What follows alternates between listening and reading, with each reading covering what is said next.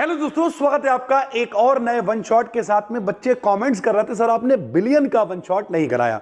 तो भैया ये बिलियन का वन शॉट तो है, लेकिन उससे पहले हम आपको बता दें इसमें बहुत घबराने की जरूरत नहीं है, क्योंकि बिलियन चैप्टर से न्यूमेरिकल्स आते हैं। कौन से न्यूमेरिकल? तो भैया मोल प्रभाज कैसे निकालोगे, मोलरता कैसे निकालोगे, मोललता कैसे निकालोगे, ये सारे न्यूमेरिकल्स हमने आपको लगवा दिए हैं जो न्यूमेरिकल वाली वीडियो है उसमें।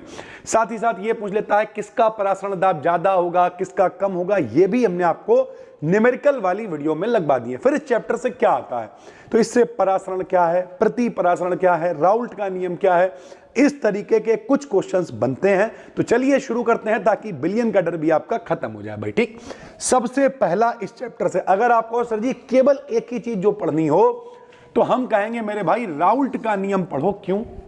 क्योंकि राउल्ट का नियम पेपर में हर बार लगभग 3 नंबर में दिख जाता है भैया। ठीक, तो राउल्ट का नियम क्या होता है समझो।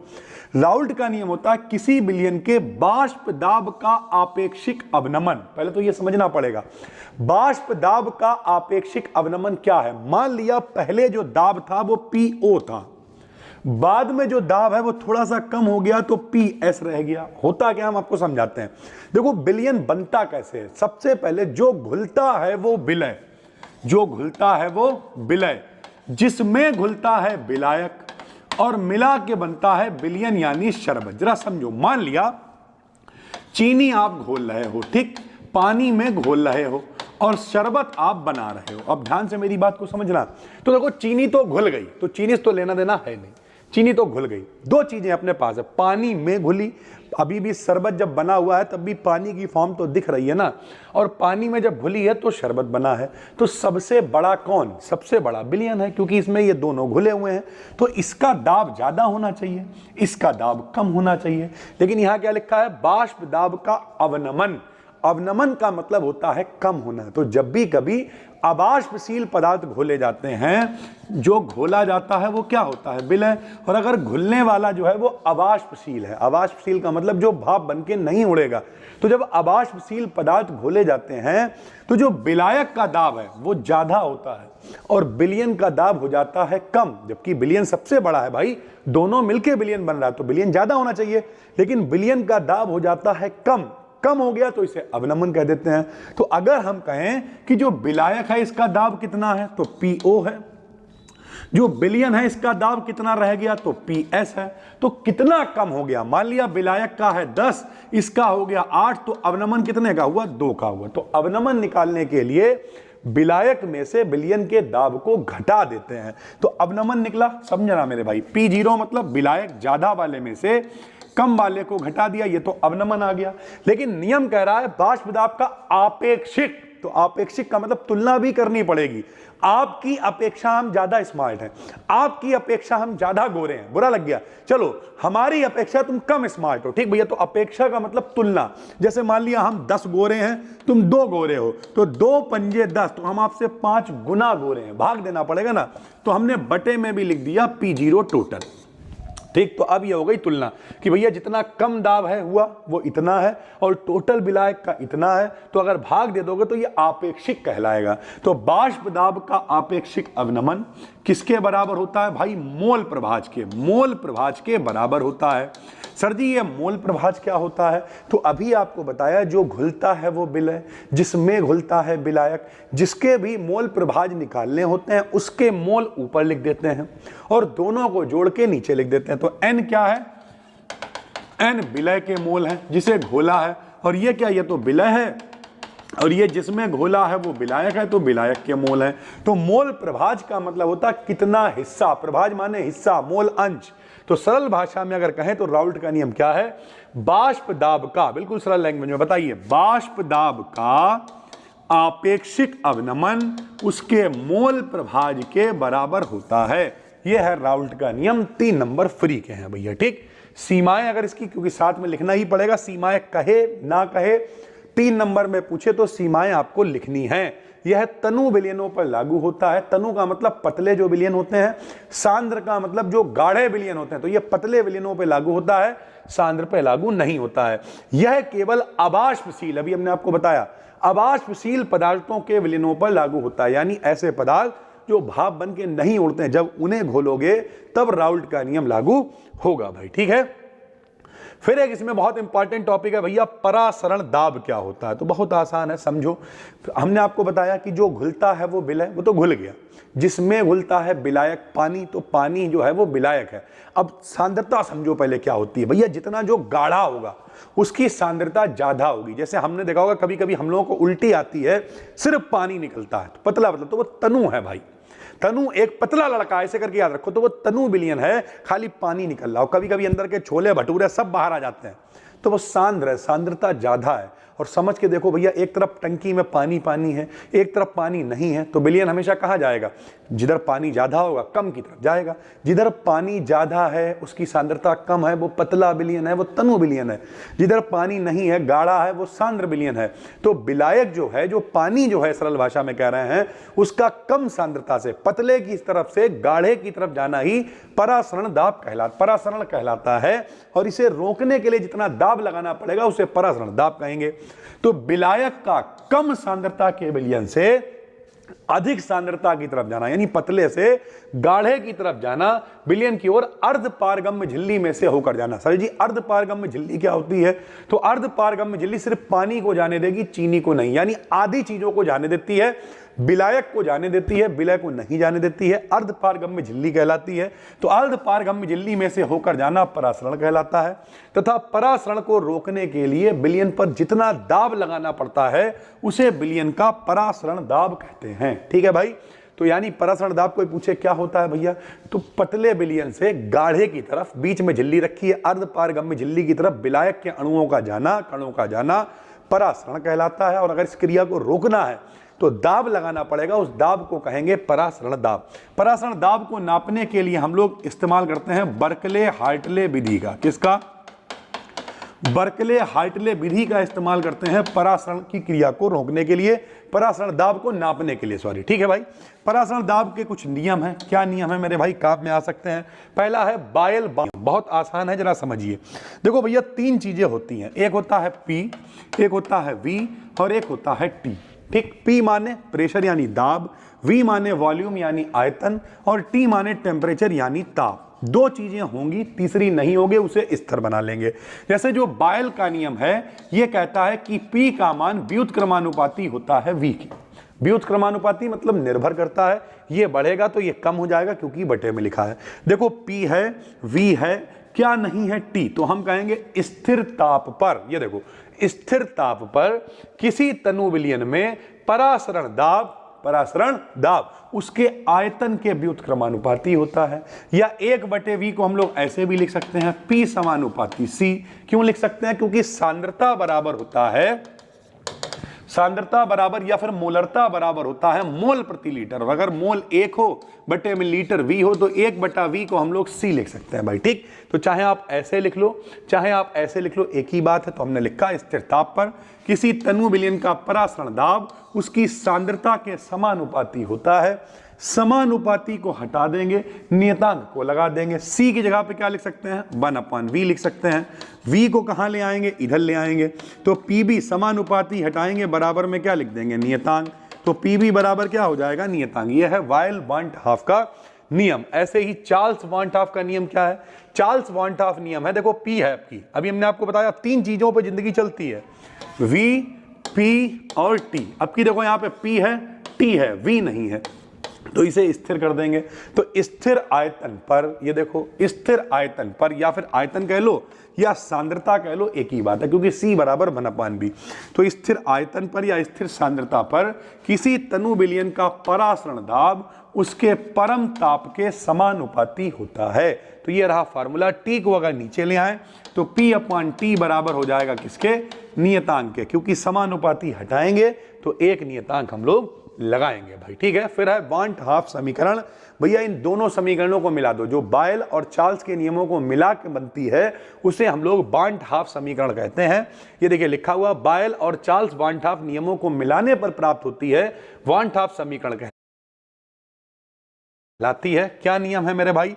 पहला वाली समीकरण क्या है? P का मान व्युत्क्रमानुपाती है V के, P का मान समानुपाती है T के, दोनों P के मान है। तो हम कह सकते हैं कि P का मान समानुपाती T के है और व्युत्क्रमानुपाती B के है, दोनों को मिला के लिख दिया। V को इधर ले आए तो PV बराबर समानुपाती, हटाएंगे एक नियतांक लगा दिया S बराबर T। जब आप गैस समीकरण पढ़ते थे तो PV बराबर RT पढ़ते थे, वहां पे R लिखते थे गैस नियतांक, यहाँ पे S बिलियन चल रहा है तो S है बिलियन नियतांक, मान उतना ही होगा, कितना, 0.082 लीटर प्रति लीटर एटीएम प्रति डिग्री मोल होता है भाई। ठीक, फिर एक ये है, पूछ सकता है, फिलहाल न्यूमेरिकल इसके ऊपर हमने आपको बताए हुए हैं, हिमांक में अवनमन। अभी हमने आपको बताया ज्यादा कौन होना चाहिए, बिलियन, क्योंकि बड़े हैं वो पापा हैं। कम कौन होना चाहिए, विलायक, क्योंकि भैया उसमें ही तो चीजें घोली गई हैं।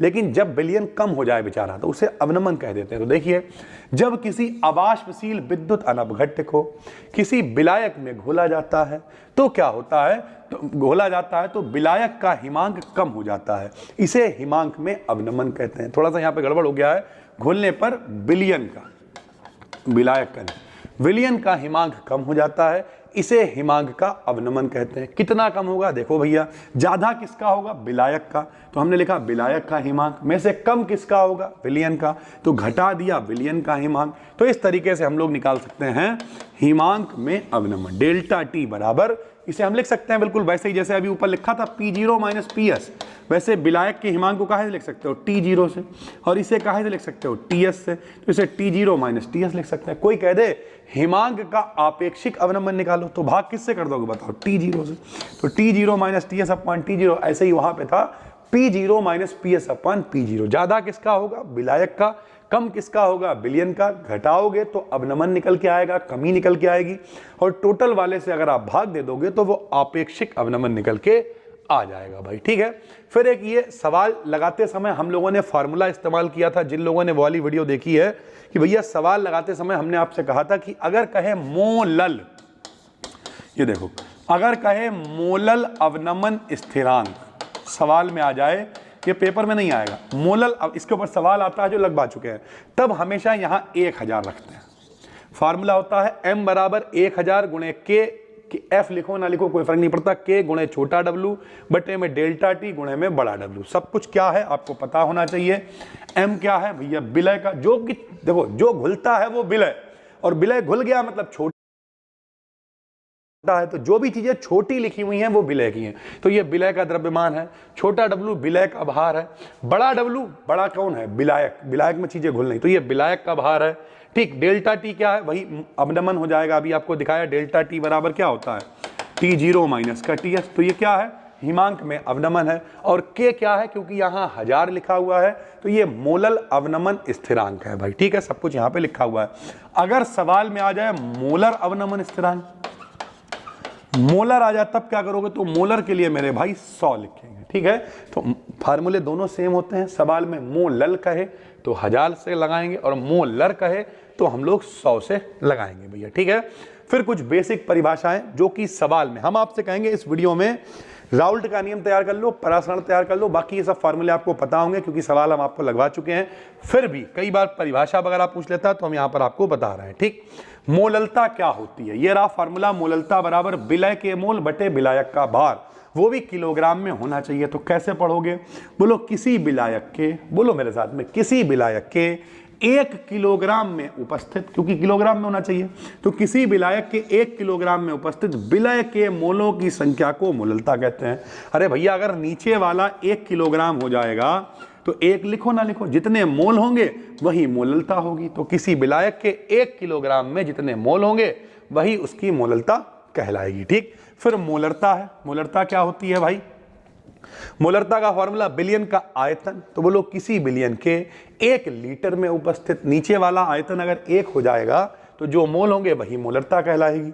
तो मेरे साथ में बोलिए, किसी बिलियन के 1 लीटर में उपस्थित विलय के मोलों की संख्या को ही हम लोग क्या कहते हैं, मोलरता कहते हैं। फिर मोल, जिसके मोल प्रभाज निकालने होते हैं उसे ऊपर लिखते हैं और दोनों को जोड़ के नीचे लिखते हैं। जैसे अगर विलय के मोल प्रभाज निकालने हो तो विलय के मोल ऊपर लिखेंगे, विलय और लोग नीचे लिखेंगे। तो हमने लिखा किसी बिलियन में विलय के मोल तथा विलय और विलायक के मोल के जोड़ के अनुपात को, ये देखो भैया, विलय के मोल ऊपर, दोनों के जोड़ के नीचे और उनका अनुपात यानी बटे में, उसे ही हम लोग क्या कहते हैं, मोल प्रभाज कहते हैं। बहुत आराम से लिख लोगे।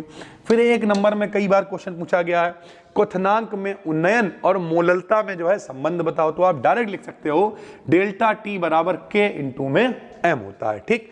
परासरण और विसरण में कई बार अंतर पूछा गया है। तो अभी आपको बताया परासरण क्या होता है, पतले से गाढ़े की तरफ जाना, वो भी अर्धपारगम्य झिल्ली में से होकर। तो इसमें अर्धपारगम्य झिल्ली चाहिए होती है, इसमें नहीं चाहिए होती है। इसमें विलायक के कण एक ही दिशा में गति करेंगे, पतले से गाढ़े की तरफ। इसमें भैया विपरीत दिशाओं में अंधाधुंध। विसरण का मतलब ये होता फैलना, ऐसा फूका हर चारों तरफ फैल गए भैया, जो भी हमने सांस में निकालने कर, तो सब तरफ फैल जाना, विसरित हो जाना। तो ये सभी दिशाओं में गति करते हैं। विलायक के कण हमेशा कम सांद्रता वाले विलयन से अधिक सांद्रता की तरफ जाते हैं। विलय के जो कण है वो अधिक सांद्रता वाले विलयन से कम सांद्रता वाले विलयन की ओर जाते हैं। इसकी उल्टी होती है भैया वो। ठीक। विसरण का मतलब ही क्या है, फैलना। कहां से फैलेगा, जहां ज्यादा होगा। तो जहां ज्यादा होगा, मान लिया सब यहां खड़े हुए, सांद्रता ज्यादा, जाओ सब दिशाओं में विसरित हो जाओ, फैल जाओ, लो सब तरफ फैल गए। तो ज्यादा से कम की तरफ गए ना, जहां नहीं होगा आदमी वहीं जाएगा ना। तो इसे हम लोग कहते हैं विसरण। फिर एक क्वेश्चन है वांट हाफ गुणांक, ये भी कई बार 1-2 नंबर में आ जाता है। क्या होता है वांट हाफ गुणांक, जो अणुसंख्य गुण होते हैं। अणुसंख्य गुण क्या होते हैं, जो अणुओं की संख्या पर निर्धारित करते हैं, गिन लेते हैं 1 2 3 4 5। ठीक। 1 2 3 4 5 6, तुम्हारे 6 आ गए, तुम ज्यादा हो, इसका मतलब। तो जो अणुसंख्य गुण होते हैं, जब उनका मान निकालते हैं, तो जो उनका वास्तविक मान पहले से है वो, जो प्रेक्षित जो आपने कैलकुलेट किया वो, उनका अगर अनुपात निकालोगे तो उसे वांट हाफ गुणांक कहेंगे। यानी जो प्रेक्षित अणुसंख्य गुण है, मतलब हमने जो कैलकुलेट किए हैं, और जो रियल हैं, रियलिस्टिक हैं, जो वास्तविक पहले से, उनके अनुपात को हम लोग वांट हाफ गुणांक कहते हैं। फिर एक विकल्प में बहुत बार क्वेश्चन आता है मेरे भाई कि आसुत या शुद्ध जल की मोलरता कितनी होती। तो आसुत जल की मोलरता होती है 55.56। ये बहुत बार आती है। मान के चलो 10 पेपर उठाओगे तो 10 में से 8 पेपरों में ये विकल्प दिख जाता है। 55.56 होती है आसुत जल की मोलरता। फिर एक और परिभाषा है प्रति परासरण। नाम से ही पता चल रहा है, प्रति माने उल्टा, परासरण, तो यह परासरण का उल्टा होगा। वह प्रक्रिया जिसमें दाब लगाकर, विलायक से ही पता चल रहा है, प्रति माने उल्टा, परासरण, तो यह परासरण का उल्टा होगा। वह प्रक्रिया जिसमें दाब लगाकर विलायक को अर्धपारगम्य झिल्ली में से अधिक से कम की तरफ भेजा जाता है। दाब लगाना पड़ेगा। नॉर्मली तो भैया पतले से गाढ़े की तरफ ही जाएगा, लेकिन अगर आपको गाढ़े से पतले की तरफ ले जाना है तो दाब लगाना पड़ेगा। तो दाब लगाकर अधिक से कम की तरफ ले जाना ही क्या कहलाता है, प्रति परासरण कहलाता है। और ये क्रिया जो है वो परासरण की उल्टी होती है भाई। ठीक है। तो ये पूरा विलियन चैप्टर का वन शॉट है। अब अगर आप कहो सर जी थ्योरी में क्या बन सकता है, तो राउल्ट का नियम 3 नंबर में कोई शक नहीं है, आ सकता है। परासरण दाब आपसे पूछ सकता है। बांट हाफ समीकरण पेपर में थ्योरी के लेवल पे बहुत कम आती है, इससे न्यूमेरिकल पूछे जाते हैं जो हमने आपको लगवा रखे हैं। हिमांक में अवनमन न्यूमेरिकल में काम आएगा, थ्योरी में ये नहीं आता। मोललता, मोलरता, मोल प्रभाज, ये 1-1, 2-2 नंबर में डेफिनेशन भी पूछ लेते हैं, तो आपको याद होनी चाहिए। परासरण विसरण में अंतर भी कमी आते हैं, वांटा गुणांक भी कमी आता है। ये मोलरता वाला पूछ सकता है, 55.56 याद रखना। प्रति परासरण भी कभी कभी ही पूछता है। तो ये जो चैप्टर है इससे न्यूमेरिकल ज्यादा आते हैं और कौन से न्यूमेरिकल जरूर आते हैं। तो वो कौन से न्यूमेरिकल हैं वो हमने आपको न्यूमेरिकल वाली वीडियो में करा रखे हैं। जो लोग पहली बार देख रहे हो, डिस्क्रिप्शन में प्लेलिस्ट है, क्लिक करो, सारे वन शॉट देख डालो। कुछ लोग कहते हैं सर हमने इतना पढ़ लिया तो क्या हो जाएगा, इस बात की गारंटी है 50+ का पेपर बहुत आराम से हो जाएगा। बाकी अभी हम आपके साथ में हैं, जितनी प्रैक्टिस करवा पा रहे हैं करवाते रहेंगे, लगातार आपके साथ बने रहेंगे। और कोशिश है पूरी कि 70 में 70 का पेपर हम लोग करके आएंगे। पास होने के लिए मत कहा करो। लोग कहते हैं सर जी पास हो जाएंगे क्या, अबे पास नहीं होना यार, हम आखिरी तक कहेंगे पूरा पेपर करके आना है। और हम पूरी कोशिश करेंगे कुछ पूरे पेपर आपको सॉल्व करवाएं, जो कि हम कराएंगे मेरे भाई। ठीक है। तो पहली बार देख रहे हो, चैनल को सब्सक्राइब करके रख लो। फ्री टेलीग्राम चैनल का लिंक है डिस्क्रिप्शन में, उसे ज्वाइन कर लेना। ये PDF आपको वहां पर मिल जाएगी। थैंक यू भाई, धन्यवाद।